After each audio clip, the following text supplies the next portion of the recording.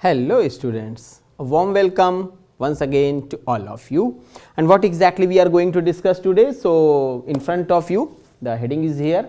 It is a JEE advanced pattern question exercise and chapter is very important, that is loss of motion. एक बात मैं आपको बहुत simple उसमें बता दूं, ये एक ऐसा चैप्टर है लॉस ऑफ मोशन जो आपके चाहे जेई मेंस का एग्जाम हो, नीट की एग्जाम हो या कि आपका जेई एडवांस एग्जाम हो, इससे कम से कम 5 क्वेश्चन मिलेंगे। अब बहुत सारे लोग सोचेंगे कि लॉज ऑफ मोशन से 5 क्वेश्चन मिलेंगे। भाई लॉज ऑफ मोशन नहीं, लॉज ऑफ मोशन अपने आप में एक खुद बहुत बड़ा कॉन्सेप्ट है।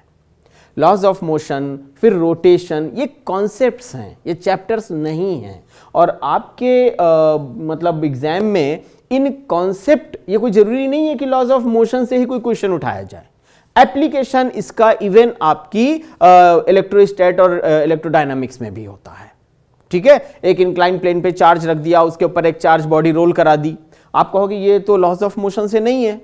अरे सारे कॉन्सेप्ट तो वही लग रहे हैं, एफबीडी आपको बनानी है, बैलेंसिंग आपको करनी है। तो ये लॉज ऑफ मोशन, और इसके बाद आपका जो चैप्टर एक आता है basically rotation, rotational dynamics, fine, वो बहुत दोनों इंपॉर्टेंट कॉन्सेप्ट्स हैं। तो यहां पे आप ये मान के चलिए कि आप फिजिक्स में क्लास 11th का बहुत इंपॉर्टेंट सेगमेंट देखने चल रहे हैं। ठीक है, यहाँ पे कुछ क्वेश्चंस हो सकता है लॉन्ग हो, कुछ छोटे हों। यहाँ पे ऑब्वियसली मेरा आइडिया सिर्फ इतना है कि I should explain you how you should approach a problem. ठीक, तो without any discussion let me tell you how you should proceed. और यहाँ पे मैं कोई सॉल्यूशंस ऐसा नहीं है कि एकदम पूरा इन डेप्थ सॉल्यूशन दे रहा हूँ, मैं आपको एक इंडिकेशन दूंगा, मतलब एक बेसिक अप्रोच, क्योंकि ये वो टॉपिक्स हैं जहां पे ये जरूरी नहीं है जो सॉल्यूशन मैं बताऊं केवल वही पॉसिबल सॉल्यूशन हो, नहीं, कई तरीके से आप इसको अप्रोच कर सकते हो। ठीक है, तो चलिए शुरू करते हैं। It is your first question. अच्छा, जरा इंस्ट्रक्शन देखिए, तो वो रेड पॉइंट जो दिख रहा है, मैं दूर से दिखा रहा हूं आपको, तो क्वेश्चन नंबर 1 और क्वेश्चन नंबर 2 जो है वो ओनली 1 ऑप्शन करेक्ट का है। ठीक है, मतलब ये जो आप देख रहे हैं ए बी सी डी ये सब दिया है, इसमें से कोई एक ही करेक्ट होगा। ये एडवांस पैटर्न का एग्जाम है, ध्यान रखिएगा। ठीक है, तो चलिए क्वेश्चन पढ़ते हैं। The coefficient of friction between A and B, चलिए जरा देख लेते हैं है क्या। मैंने लैंग्वेज को थोड़ा सा सिंपल रखा है। एक मेरे पास में ए ब्लॉक है, ठीक, और बी एक आप कह सकते हैं कि मेरे पास में एक प्लैंक है, वेज है कुछ, और फिर ये स्मूथ सरफेस पे रख दिया गया है। तो बेसिकली 2 कांटेक्ट पॉइंट हैं, एक तो ये ब्लॉक और ये बड़ा सा वेज जो है उनका कांटेक्ट पॉइंट है, और दूसरा कांटेक्ट पॉइंट है ये जो बड़ा सा वेज बी है और ये जो सरफेस है नीचे उनका कांटेक्ट पॉइंट है। अच्छा, इनके बीच भी देखिए तो लिखा हुआ है कि स्मूथ कांटेक्ट है। ठीक, अब coefficient of friction between A and B is 1/2, यानी ये और ये इनके बीच में फ्रिक्शन है, ये ऐसा नहीं है कि विदाउट फ्रिक्शन है। ठीक, तो अगर हम ब्लॉक ए को एक वेलोसिटी देते हैं राइट साइड में, तो acceleration of B relative to A क्या होगा। चलिए पहले जरा ये देखते हैं ये कहां से मैं उठा लाया हूं क्वेश्चन। देखिए, लॉज ऑफ मोशन में एक बहुत इंपॉर्टेंट कॉन्सेप्ट है जिसको हम लोग कहते हैं block on block system. Fine, तो ये question block on block system से ही लिया गया है। ब्लॉक ऑन ब्लॉक,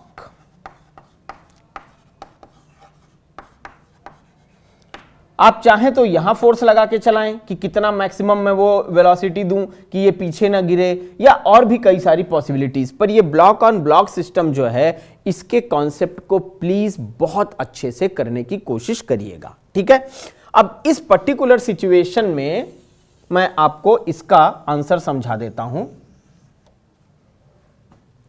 देखिए, एक्चुअली ये ब्लॉक जब आप v वेलोसिटी से मूव करा रहे हैं, v0 वेलोसिटी से, तो अगर फ्रिक्शन नहीं होता तो ये चला जाता। ठीक है, b जो है इसके साथ नहीं चलता। ये सिचुएशन कुछ ऐसी है भाई, ये एक ब्लॉक है, समझ लीजिए बी है। अब इसके ऊपर सपोज मैंने एक छोटा सा ये डस्टर रख दिया, ठीक, तो अगर ये एकदम स्मूथ है तो इसको मैं धीरे से खींचूंगा, चला आएगा, ठीक है। बट अगर फ्रिक्शन होगा इस तरफ से, ऐसे देखिए, तो ये अब मैं खींच रहा हूं, ये नहीं आ रहा, मैं वास्तव में फोर्स लगा रहा हूं, it's not like that I am just showing. जानते हैं क्यों? ये देखिए यहां पे काफी रफ कहना चाहिए पैचेस हैं, तो उस और वो रफ पैचेस बनाए गए हैं, जब मैं डस्टर को इसमें लगा के ऐसे फिक्स कर देता हूं, only then I can clean the board. Otherwise क्या होगा, अगर मैं इसको ऐसे नहीं करूंगा और यहां रखूंगा तो ये डस्टर गिर जाएगा अपने आप, ठीक है। सो ये एक प्रैक्टिकल अप्रोच है। दूसरा आप ऐसे भी देख सकते हो, जिस टेबल पे बैठ के आप ये क्वेश्चंस देख रहे हैं उस पे आप 2-3 बुक्स तो होंगी, एक बुक रखिए बड़ी नीचे, उसके ऊपर एक छोटी बुक रखिए, नीचे वाली बुक को जल्दी से खींच लीजिए, छोटी वाली बुक वहीं गिर जाएगी, और फिर से वापस रख के छोटी वाली बुक को धीरे धीरे खींचिए, बड़ी वाली बुक भी उसके साथ साथ थोड़ी डिस्टेंस तक आएगी, ठीक है। तो ये वो सिचुएशन है। फ्रिक्शन ना एक बहुत ही इंपॉर्टेंट कॉन्सेप्ट है लॉज ऑफ मोशन में। चलिए कुछ पॉइंट्स हम लोग लिखते हैं। फोर्स, यहां जगह नहीं है, मैं इधर बताऊंगा, उसके बाद वहां आंसर हम लोग मार्क कर लेंगे। फोर्स ऑफ फ्रिक्शन, अगर हम मैक्सिमम की बात करें तो मैक्स जो होगा वो होगा म्यू एम जी, ठीक है। पहले सॉल्यूशन जो मैं दे रहा हूं वो देख लीजिए, फिर ऑप्शंस को चेक कर लेंगे। तो अब देखिए होगा क्या, ये तो रिटार्ड करेगा, है ना, कोशिश करेगा, और ये क्या करेगा, ये एक्सेलरेट करेगा। जब ये एक साथ चलने की कोशिश करेंगे तो ये तो रिटार्ड करेगा, नीचे वाला जो बी है वो एक्सेलरेट करेगा, ठीक। तो इसका मतलब ये हुआ, मैं व्हाइट कलर यूज करता हूं, कि रिटार्डेशन ऑफ ए, ठीक, इसको हम लोग नाम दे देते हैं ए सफिक्स ए। तो भाई ये बराबर हो जाएगा म्यू जी के, फाइन। उसके बाद acceleration of B, acceleration of B, इसको हम लोग नाम दे देते हैं ए सफिक्स बी, ठीक है। तो ए सफिक्स बी हमारा हो जाएगा that is going to be how much, mu m g, ये जो मैक्सिमम फोर्स लग रहा है मैक्स, ठीक, mu m g upon 2m, okay.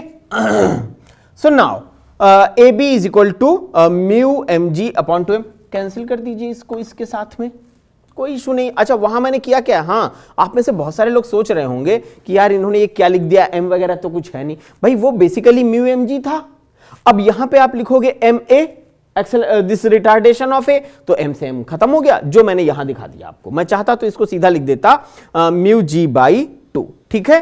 तो अब रिलेटिव जो एक्सेलरेशन निकलेगा, इसका मतलब क्या हुआ, वेक्टर फॉर्म में अगर लिखते तो इसको क्या कहते, ए बी माइनस ए ए, लेकिन एक रिटार्डेशन है, कौन सा रिटार्डेशन है, तो भाई ऊपर वाला, तो ये माइनस माइनस प्लस दे देगा, तो भाई ये मुझे मिलेगा, ठीक। वैल्यूज रख देते हैं, तो बच्चों एक है म्यू जी बाई 2, आपको साफ साफ दिख रहा है, और दूसरा म्यू जी, ठीक। अब इसको सॉल्व कर लें हम लोग, तो ये हमें मिल जाएगा, this is going to be equal to, sum up कर देते हैं, तो ये 3 2 1 2 3 बाई 2 आपका इसका आंसर आ गया, ठीक है ना। So that is going to be mu g by 2, so 3 by 2 mu ji,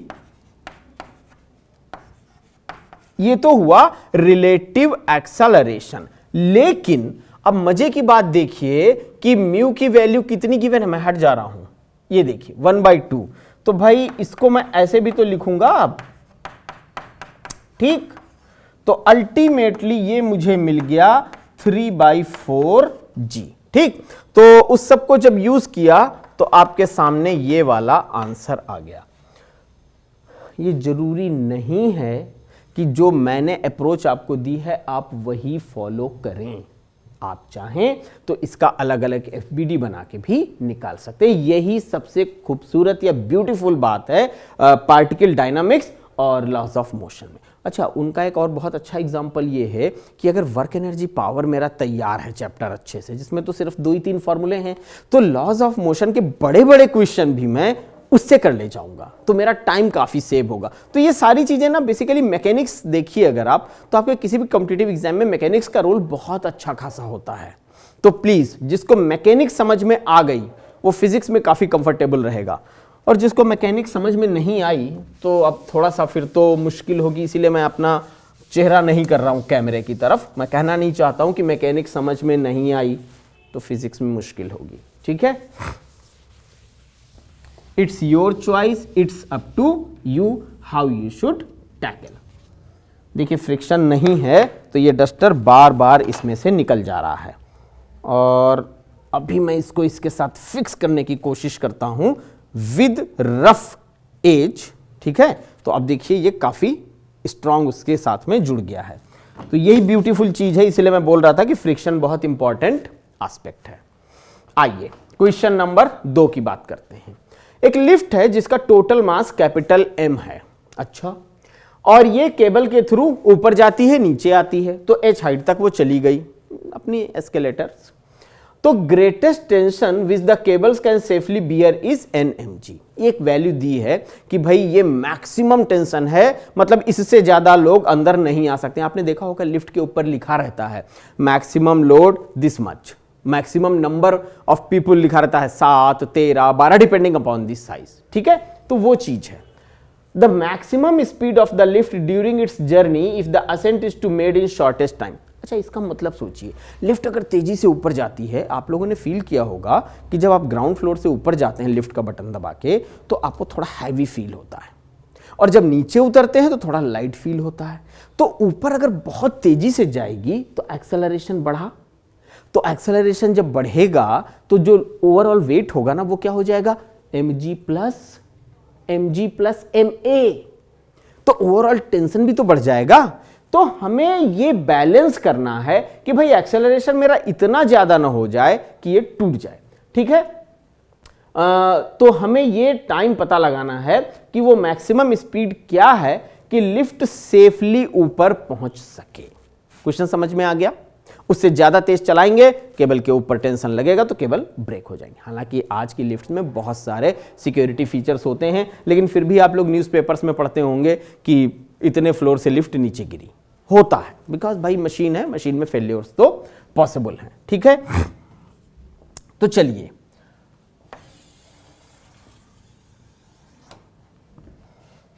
A max, मैं सिर्फ सिंबॉलिकली आपको वो बता रहा हूं, इसलिए मैं बहुत ज्यादा डिटेल नहीं लिख रहा हूं। ये वो मैक्सिमम एक्सेलरेशन है जिससे लिफ्ट को ऊपर जाना होगा। तो ये आएगा बच्चों NmG माइनस mg। मेरे ख्याल से किसी को इसको समझने में दिक्कत नहीं आनी चाहिए। ठीक है, सिंपल FBD वगैरह का कॉन्सेप्ट मैं यूज कर रहा हूं। अब आप चाहो तो मैं यहां करूं, बट एडवांस लेवल पे अगर हम लोग बात कर रहे हैं तो इतना तो मैं उम्मीद कर ही सकता हूं कि बेसिक कॉन्सेप्ट्स आपको थोड़ा सा कंफर्टेबिलिटी है। ठीक है, तो ये हो गया मेरा M। चलिए कॉमन ले लेते हैं, तो A मैक्स मुझे कितना मिल गया, ये mm कॉमन ले लिया तो भाई G बाहर कर दिया तो n-1g।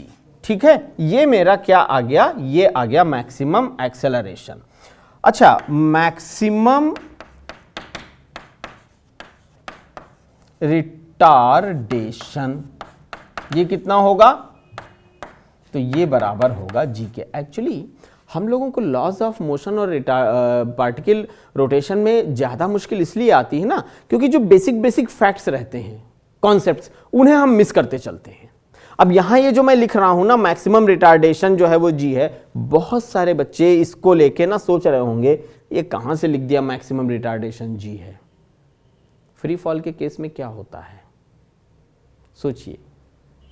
जब भी मैं क्वेश्चन डिस्कस करता हूं, मैं हमेशा कहता हूं क्वेश्चन को पढ़ने समझाने के बाद जब मैं रुक जाऊं, आप लोग वीडियो रोक दीजिए, आराम से खुद से ट्राई करिए, उसके बाद सॉल्यूशन देखिए और सोचिए कि आपकी अप्रोच क्या थी, कहां आपने गलती की है ना। ये होता है best way of learning problem solving in physics. ठीक, चलिए मैक्सिमम रिटार्डेशन होगा G।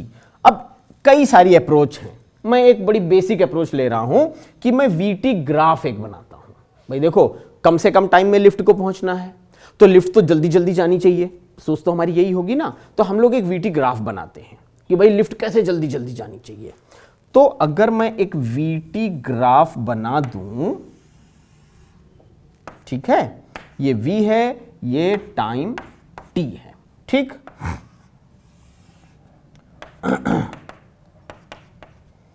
तो बच्चों ये है t1 यहां से यहां तक का टाइम, और ये है यहां से यहां तक का टाइम t2, ठीक है। अब t1 की वैल्यू अगर मैं निकालूं तो मैं लिख सकता हूं, मैं यही रहूंगा, मैं नहीं चाहता हूं बहुत ज्यादा इससे दूर जाने को। तो on the basis of this graph अगर मैं बात करूं, ये सारी चीजें जो मैंने रब कर दी हैं आपके वीडियो का पार्ट हो चुकी हैं, रिकॉर्डेड हैं, तो आप लोग चाहें तो उसको दोबारा देख सकते हैं, ठीक। तो T1 मुझे आएगा Vm, V का M का मतलब है मैक्सिमम और कुछ नहीं है, ठीक है। ये जो नॉट गिवन है ना, जो आप देख रहे हो, वो कहां के लिए कहा गया है? वो कहा गया है कि भाई वो मैक्सिमम वेलोसिटी क्या हो, ठीक।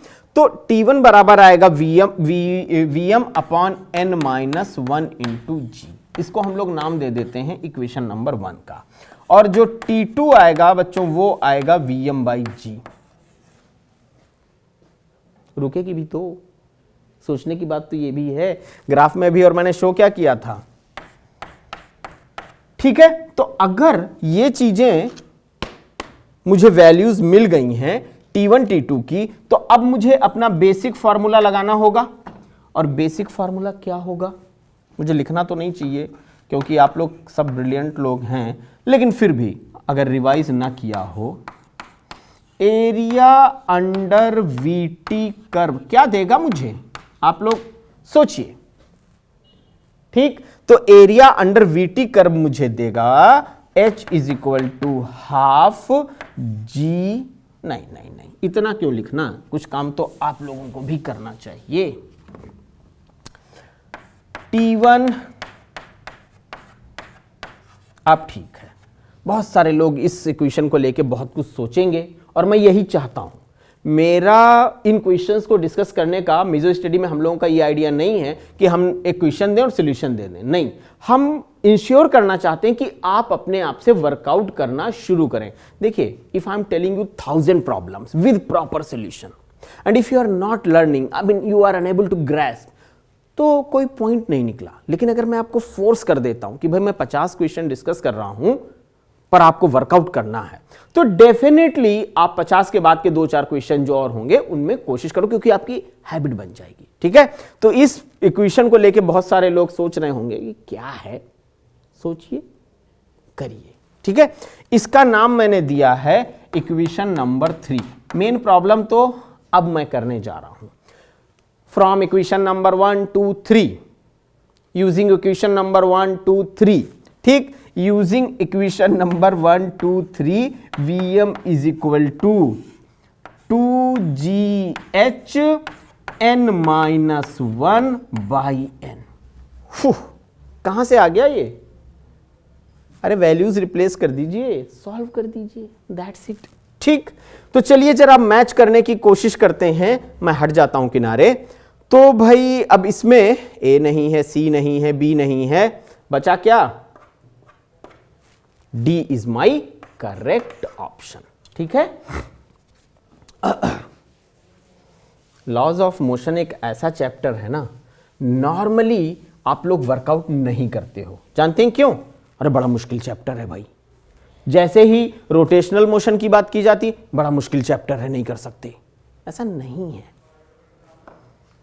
आइए क्वेश्चन नंबर 3, काफी बड़ा सा क्वेश्चन है, लेकिन क्वेश्चन बड़ा नहीं है, बहुत बेसिक सा क्वेश्चन है, एकदम फंडामेंटल। सोचिए, मोर देन 1 करेक्ट ऑप्शन। इसको मैं इसलिए हमेशा डालता हूं कि आप लोग गलती से भी रॉन्ग ऑप्शंस को मार्क ना करें, प्लीज, ठीक है। जितना आता है उतना ही करें।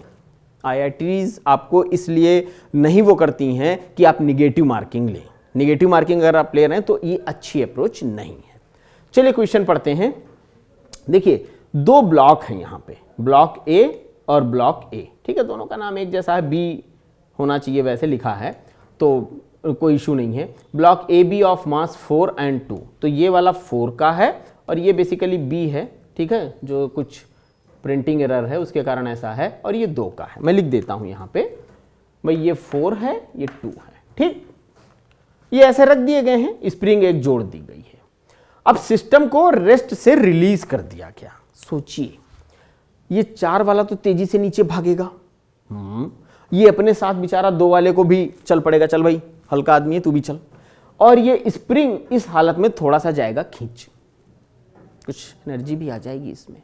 और इस क्वेश्चन को अगर वर्क पर एनर्जी वाले कंजर्वेशन ऑफ एनर्जी उससे मतलब कैलकुलेट करें तो बहुत आसान क्वेश्चन बन जाता है। करिएगा, कोशिश करिएगा इसको लॉज ऑफ मोशन से ना करने की, वर्क पर एनर्जी वाले बेसिक कॉन्सेप्ट से। खैर अभी देखिए, if the system is release which one of the following statements is are true, ठीक। ये जो स्प्रिंग है उसका फोर्स कांस्टेंट यहां पे दे दिया गया है। There will be no compression or elongation in the spring if all surfaces are smooth। अब एक बात तो तय है कि पहला वाला ऑप्शन तो मैं सॉल्व वॉल्व नहीं करूंगा, तुरंत कह दूंगा कि हाँ भाई ये तो करेक्ट है। सोचिए, फ्रिक्शन है ही नहीं, ये चल पड़ा तो साथ में वो भी सब चल पड़े। अगर फ्रिक्शन होता तो ये इसको रोकने की टेंडेंसी रखता, ये इसको रोकता तो एक तो स्प्रिंग का एंड इधर खिंचता, ये चलाने की टेंडेंसी रखता, नीचे खिंचता, एलोंगेशन होता। अब स्मूथ है, कोई प्रॉब्लम नहीं, रखा चल पड़ा, ठीक। तो पहला वाला ऑप्शन तो करेक्ट हो गया, सिंपली करेक्ट। नाउ अब हम लोग जरा वर्कआउट कर लेते हैं कि मैक्सिमम कंप्रेशन कब होगा, मैक्सिमम एलोंगेशन कब होगा। There will be elongation in the spring if A is smooth and B is rough. इस टाइप की कुछ चीजें करते हैं, ठीक। पहला वाला ऑप्शन बिल्कुल देखने से ही मुझे लगा, इसलिए मैंने उसको कर दिया। मैं बहुत ही सिंपल एक लॉजिक लूंगा। देखिए यहां पे एक लाइन लिख रहा हूं, आप लोगों को कुछ बत्ती जलेगी। If all surfaces are smooth, तो भाई ए बराबर ए बी बराबर जी साइन 30 डिग्री। सिंपल सी बात, ठीक। आगे देखते हैं, लेकिन अगर ए स्मूथ है, ठीक, ये बार बार कंफ्यूज करेगा, ठीक है। अगर ए स्मूथ है और बी रफ है तो ए स्मूथ रहेगा, तो ये कंडीशन तो तब भी वैलिड रहेगी। लेकिन जरा दूसरी चीज सोचिए, अगर बी स्मूथ नहीं है, मतलब बी और सरफेस के बीच में फ्रिक्शन है, तो A B is less than g sine theta. बहुत ही सिंपल अप्रोच ले रहा हूं। तो A B is less than g sine theta अगर हो गया तो इसका मतलब क्या हुआ, स्प्रिंग एलोंगेट करेगा, ठीक है। तो उसके पॉइंट ऑफ व्यू से अगर मैं देखूं तो ना तो मेरा बी सही है, ठीक, नंबर की तो बात ही नहीं है।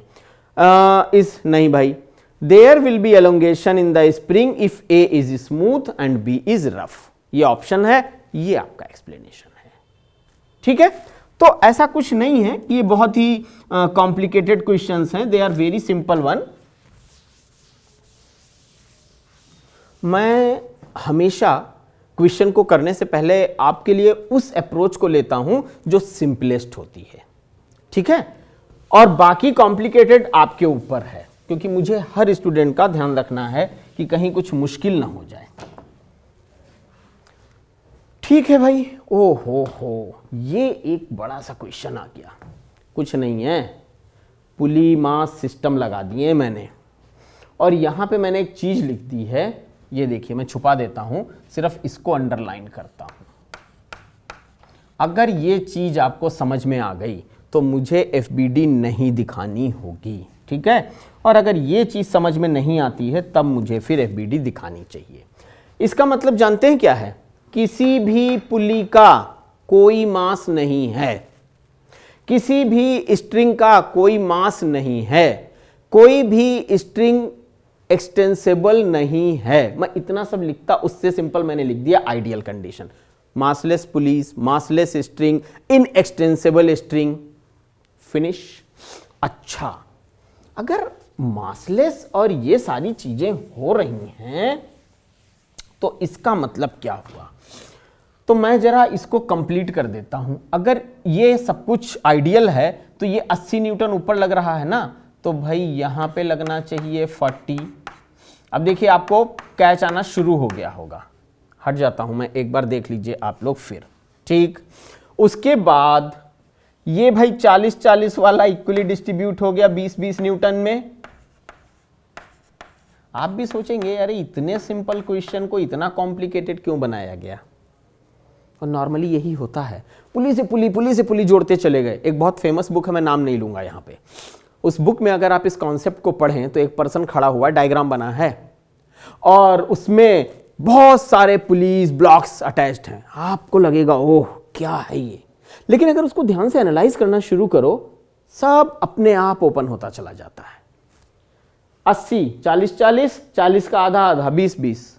अगर इसमें मास होता तो फिर रोटेशन मोशन लगना शुरू होता। इसी प्रॉब्लम में मैं सिर्फ ये वर्ड हटा दूं ना, ठीक। सुना, उस पॉइंट ऑफ व्यू से अब हम लोग इसकी एफबीडी बना सकते हैं। मैं 1-2 एफबीडीज बना के दिखा देता हूं, बाकी मुझे पक्का वो है कि आप सारे लोग कर लेंगे। चलिए मान लीजिए मैं इतने पोर्शन की एफबीडी उठा रहा हूं। इधर देखिएगा, ये ऐसे, सिर्फ इतने पोर्शन की, ठीक है। अप्रोच सबकी वही रहेगी।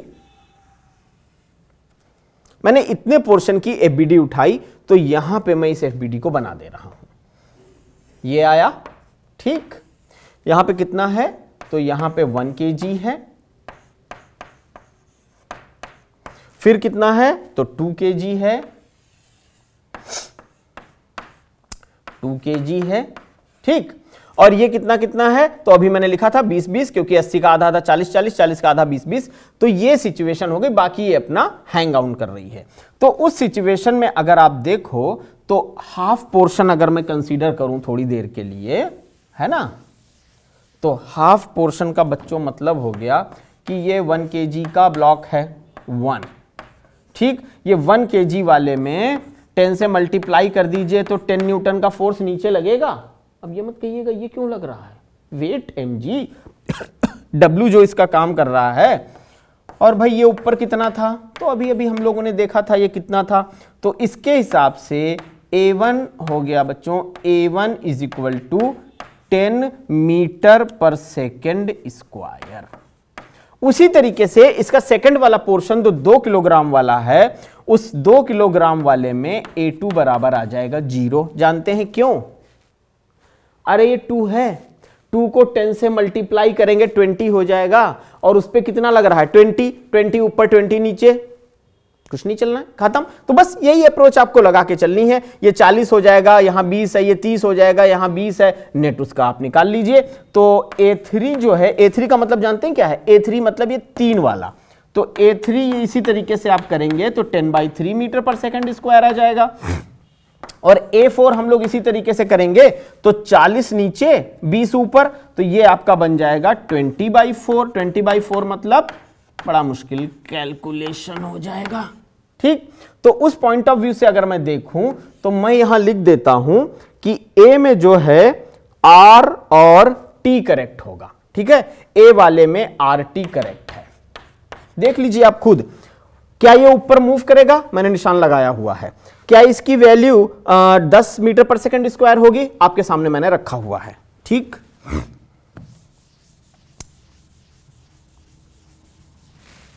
फिर BP, हां देखिए स्टेशनरी रहेगा, 20-20 का फोर्स लग रहा है, BP रहेगा, ठीक।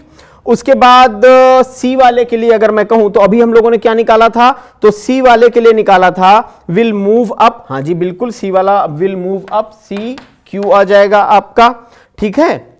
ये नीचे की तरफ चलता हुआ, और फिर ये D वाला जो है, D वाला जो कह रहा है 4 किलोग्राम का ब्लॉक, इसमें आ जाएगा Q और S, ठीक।